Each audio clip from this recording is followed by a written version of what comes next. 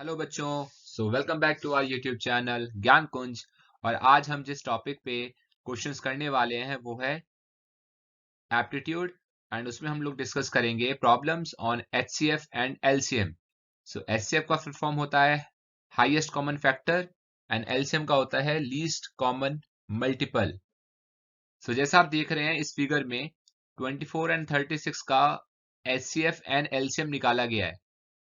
ये जो है ये एक आइडिया है।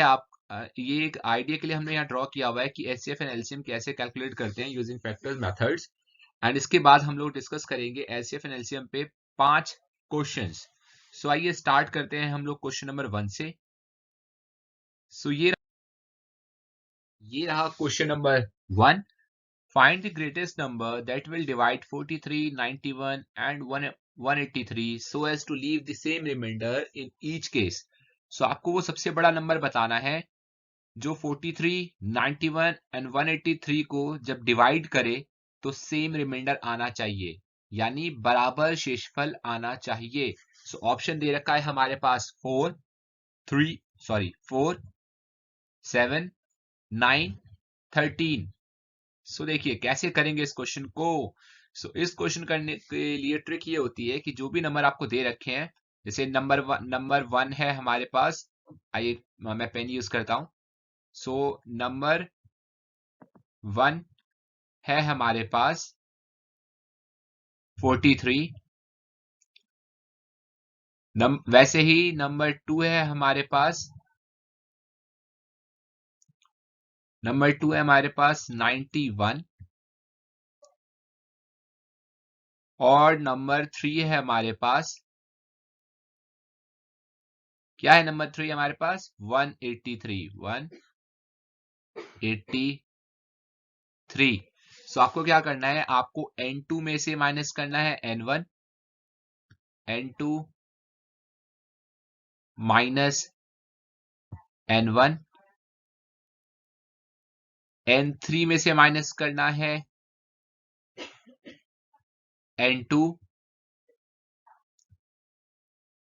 और n3 में से माइनस करना है n1। बच्चों ये डिपेंड करेगा जब हम ये n3 में से n1 माइनस कर रहे हैं ना, कि कौन सा नंबर बड़ा है।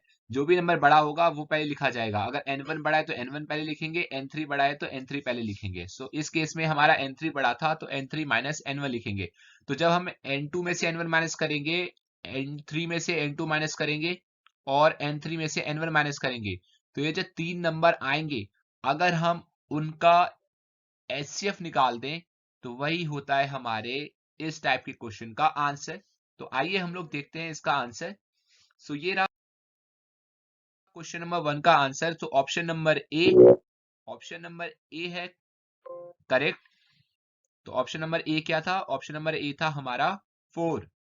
ऑप्शन नंबर ए 4 हमारा करेक्ट आंसर है। तो जैसा मैंने आपको एक्सप्लेन किया वैसे ही देखिए इसको सॉल्व किया गया है।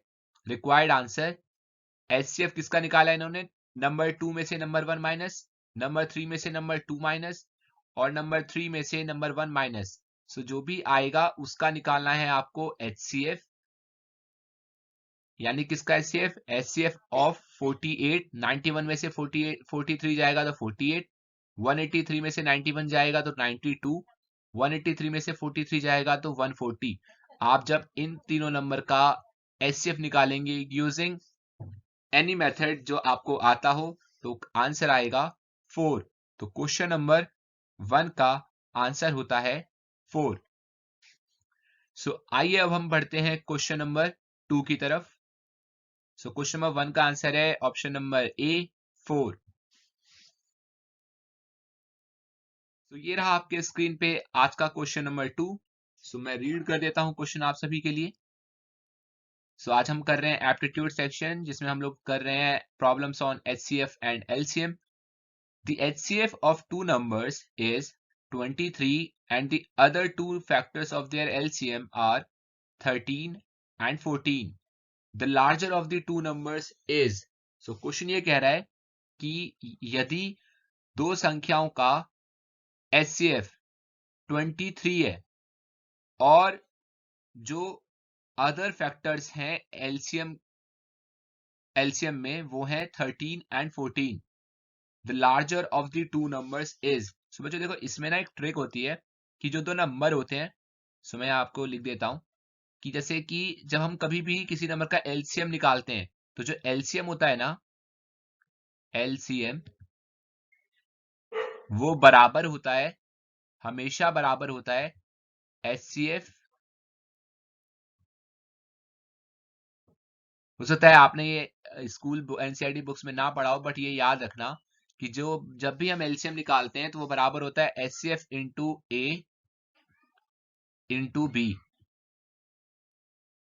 और यहां जो ए बी है, ये जो ए बी है ये होते हैं को प्राइम। ठीक है, क्या होते हैं? को प्राइम होते हैं। को प्राइम का मतलब क्या होता है? को प्राइम का मतलब होता है वो दो नंबर्स जिनके बीच में एक ही कॉमन फैक्टर हो और वो हो 1।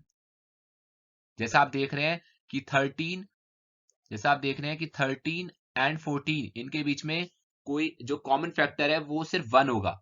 1 के अलावा कोई भी ऐसा नंबर नहीं है जो 13 और 14 दोनों को डिवाइड कर दे। तो जब भी हम एलसीएम निकालते हैं तो एलसीएम बराबर होता है HCF into A into B, जहां पर ए बी होंगे हमारे को प्राइम नंबर्स जो हमें दे रखे हैं। जैसे अगर मुझे एलसीएम निकालना होता है इस क्वेश्चन का, तो आंसर होता एचसीएफ 23 इंटू 13 इंटू 14। लेकिन हमें इस क्वेश्चन में the larger of the to number निकालना है जिसका एचसीएफ एंड एलसीएम निकला हुआ है। तो उसके लिए क्या ट्रिक, उसके लिए क्या फॉर्मूला होता है? उसके लिए फॉर्मूला होता है कि जो नंबर 1 होगा n1, वो होगा हमारा एचसीएफ। तो एचसीएफ क्या है? 23 इंटू ए। आप ए किसी को भी ले सकते हैं, बी किसी को भी ले सकते हैं। ए होगा आपका 13, बी होगा 14, सो ए हो गया 13। और जो n2 है, n2 होगा आपका 23 इंटू 14। ठीक है, 23 इंटू 14, 14। सो आइए अब देखते हैं इसका आंसर। तो आपको क्लियरली दिख रहा होगा कि जो नंबर n1 है और n2 है, इन दोनों में से बड़ा वाला नंबर कौन सा है, लार्जर नंबर कौन सा है? वो है n2। तो करेक्ट आंसर क्या होगा? 23 multiply by 14, which comes out to be option number C, 322। ये रहा एक्सप्लेनेशन, मैंने एक्सप्लेनेशन भी ऐड कर रखा है। सो क्वेश्चन नंबर 2 था हमारा, the HCF of to numbers is 23 and the other two factors of their LCM are 13 and 14. The larger of the two numbers is, so option number C correct है। Clear explanation ये है कि clearly the numbers are, जैसा मैंने आपको पिछले question में explain किया कि जब भी आप एलसीएम निकालते हैं तो वो HCF into A into B होता है, where A and B are two coprime numbers. And अगर आपको n1 एंड n2 चाहिए, यानी दो नंबर चाहिए जिनका हमने एचसीएफ एलसीएम निकाला है या एचसीएफ निकाला था लास्ट क्वेश्चन में, या सॉरी इस क्वेश्चन में, तो वो होगा एचसीएफ मल्टीप्लाई बाय 13, यानी 23 इंटू 13। ये होगा पहला नंबर। दूसरा नंबर होगा 23 इंटू 14। तो 23 इंटू 14, देखिए 23 इंटू 14 जब किया हमारा आंसर आएगा 322। एंड 23 इंटू 13 हमने सॉल्व करके कैलकुलेट नहीं किया क्योंकि हमें पता है कि वो इससे तो छोटा ही होगा। सो हमारा जो आंसर है वो हो गया 322, which is option number C. तो आइए बढ़ते हैं हम लोग अगले क्वेश्चन की तरफ, क्वेश्चन नंबर 3 की तरफ। Question number 3, 6 bells commence tolling together and toll at intervals of 2, 4, 6, 8, 10 and 12 seconds respectively in 30 minutes. How many times do they toll together? तो क्वेश्चन कह रहा है 6 घंटियां हैं, वो एक साथ बजाई जाती हैं, एंड हर एक घंटी यानी पहली घंटी हर 2 सेकंड के बाद, दूसरी घंटी 4 सेकंड्स के बाद, तीसरी घंटी 6 सेकंड्स के बाद, चौथी घंटी 8 सेकंड्स के बाद, पांचवी घंटी 10 सेकंड्स के बाद, और छठी घंटी हर 12 सेकंड्स के बाद दोबारा बजती है। कह रहा है, क्वेश्चन में पूछा गया है कि इन 30 minutes how many times do they toll together, आधे घंटे के अंतराल में वो जो 6 घंटियां हैं वो कितनी बार इकट्ठा एक साथ बजेंगी। तो आपके पास ऑप्शन दे रखा है, option number A 4, option number B 10, option number C 15, option number D 16। तो इस क्वेश्चन को करने के लिए जहां भी आपको इस टाइप का क्वेश्चन दिखे, कहीं पर होता है कि 6 बेल्स लिखे होते हैं, कहीं पे लिखा होता है, कई बार ट्रैफिक सिग्नल्स के ऊपर ये क्वेश्चन होता है कि ट्रैफिक सिग्नल्स कब इकट्ठे चलेंगी, ऐसा इस टाइप का कोई क्वेश्चन, तो आपको इस टाइप के क्वेश्चन में क्या करना है, आपको कैलकुलेट करना होता है इन इंटरवल्स का सबसे पहले एलसीएम, ठीक है, लीस्ट कॉमन मल्टीपल। आइए जानते हैं इस क्वेश्चन का आंसर और देखते हैं क्या है एक्सप्लेनेशन। सो जैसा मैंने आप सभी को बताया था कि हमें पहले निकालना होता है एलसीएम, लीस्ट कॉमन मल्टीपल। तो 2, 4, 6, 8, 10, 12, जब आप इसका निकालोगे लीस्ट कॉमन मल्टीपल यानी हिंदी में बोलते हैं लघुत्तम, तो आएगा 120, ठीक है। सो जैसे ही 120 आएगा, सो आप ये बताओ, अगर आपके पास 120 सेकेंड्स हैं तो वो अगर आप उसको मिनट्स में कन्वर्ट करोगे तो 1 मिनट में होते हैं 60 सेकेंड्स और हमारे पास है 120 सेकेंड्स, तो ये कितने मिनट्स हो गए, ये हो गए 2 मिनट्स। तो वही लिखा हुआ है, so the bells will toll together after every 120 seconds, यानी हर 2 मिनट में जो 6 घंटियां हैं वो एक साथ बजेंगी। और हमारे पास टोटल कितना टाइम है, हमारे पास टोटल टाइम है 30 मिनट्स। तो 30 मिनट्स में कितनी बार घंटे एक साथ बज जाएंगी, जब हर 2 मिनट में घंटियां एक साथ बजती हैं, तो इन 30 minutes they will toll together 30 divide by 2 यानी 15। अच्छा, ये +1 क्यों किया गया है, +1 इसलिए किया गया है कि अगर आप क्वेश्चन को ध्यान से पढ़ेंगे तो वहां लिखा हुआ था 6 बेल्स कमेंस टोलिंग टुगेदर। तो सबसे पहले जब हम स्टार्ट ही करेंगे ना तो घंटी एक साथ बज जाएगी, जैसे ही टाइम स्टार्ट हो रहा है उस वक्त, तो वो भी तो एक काउंट होगा। तो इसीलिए हमने क्या किया, 30 डिवाइड बाई 2 15 एंड +1। तो हमारा जो करेक्ट आंसर है वो होगा 16 टाइम्स, जो कि था option number D. So option number D है क्वेश्चन नंबर 3 का करेक्ट आंसर। आइए बढ़ते हैं हम अपने क्वेश्चन नंबर 4 की तरफ। सो ये रहा आपके स्क्रीन पे क्वेश्चन नंबर 4। मैं रीड कर देता हूं आप सभी के लिए।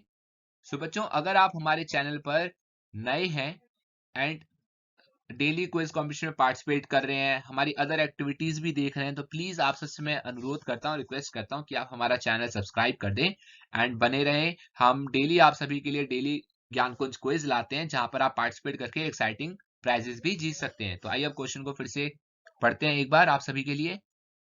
सो क्वेश्चन नंबर 4 है, let n be the greatest number that will divide 1305, 4665 and 6905, leaving the same remainder in each case. The sum of the digits in n is. So ये क्वेश्चन हम इस टाइप का क्वेश्चन हम already discuss कर चुके हैं। Question number 1 जो आज का था हमारा, वो सेम कॉन्सेप्ट पे था कि कौन सा सबसे बड़ा नंबर होगा जो 1305, 4665, 6905 इनको डिवाइड करेगा और हमारे पास सेम रिमाइंडर आए, बराबर शेषफल बचे। तो हमने उसमें क्या समझाया था आपको कि जो 3 नंबर हैं उनको आपस में सब्ट्रैक्ट करो, यानी n2 में से n1। यहां जब मैं n2, n1, n3 बोल रहा हूं तो उससे मेरा कहने का तात्पर्य है कि पहला नंबर, दूसरा नंबर और तीसरा नंबर। जब आप दूसरे नंबर में से पहला नंबर माइनस करोगे, तीसरे में से दूसरा माइनस करोगे और तीसरे में से पहला नंबर माइनस करोगे, तो जो नंबर्स आएंगे सब्ट्रैक्ट करने के बाद आपको उसका निकालना है HCF, ठीक है। सो आइए हम देखते हैं इस क्वेश्चन का एक्सप्लेनेशन, इसका आंसर देखते हैं। सो ये रहा एक्सप्लेनेशन। तो जैसा मैंने आपको कहा था कि आपको सेकंड में से फर्स्ट नंबर, थर्ड में से सेकंड नंबर और थर्ड में से फर्स्ट नंबर, इनको करना है सब्ट्रैक्ट। तो जब हमने सब्ट्रैक्ट किया तो हमारा आंसर आया 3360। ये आया है आपका 4665 माइनस 1305 करने पर। 2240 ये आया है आपका 6905 माइनस 4665 करने पर। एंड 5600 ये आया है आपका,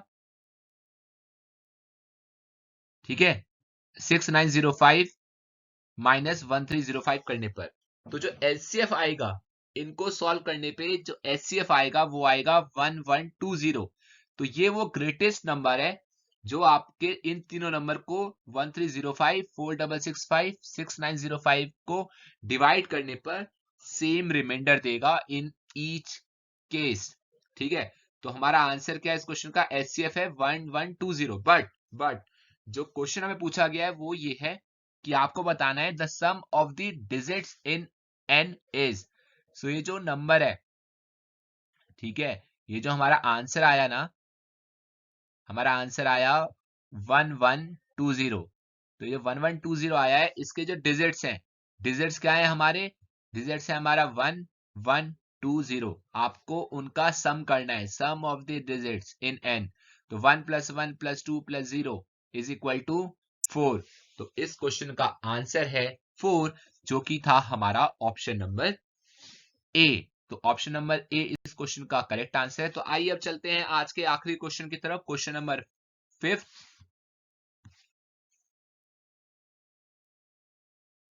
क्वेश्चन नंबर 5 है आपका, the greatest number of 4 digit which is divisible by 15, 25, 40 and 75 is.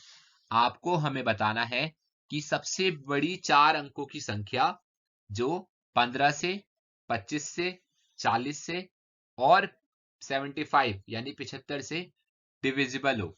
ठीक है, तो ये काफी इजी क्वेश्चन है। सबसे पहले आपको क्या करना है, सबसे पहले तो आपको ये बताना है कि 4 अंकों की सबसे बड़ी संख्या क्या होती है। तो 4 अंकों की सबसे बड़ी संख्या होती है 9, 9, 9 एंड 9, यानी 9999।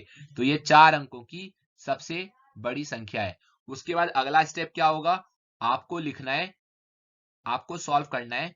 ये जो नंबर दे रखे हैं 15, 25, 40 और 75, आपको इनका निकालना है एलसीएम। ठीक है, सो आपको इनका निकालना है, क्या निकालना है, एलसीएम निकालना है।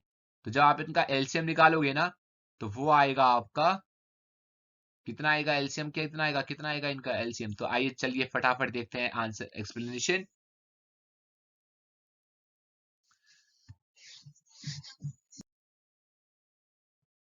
So greatest number of 4 digits is 9999, that means 9999।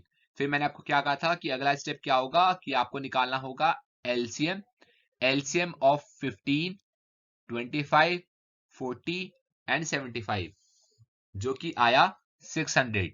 सो जब आप 9999 को 600 से डिवाइड करोगे ना, तो जो रिमाइंडर बचेगा वो बचेगा 399, यानी 399।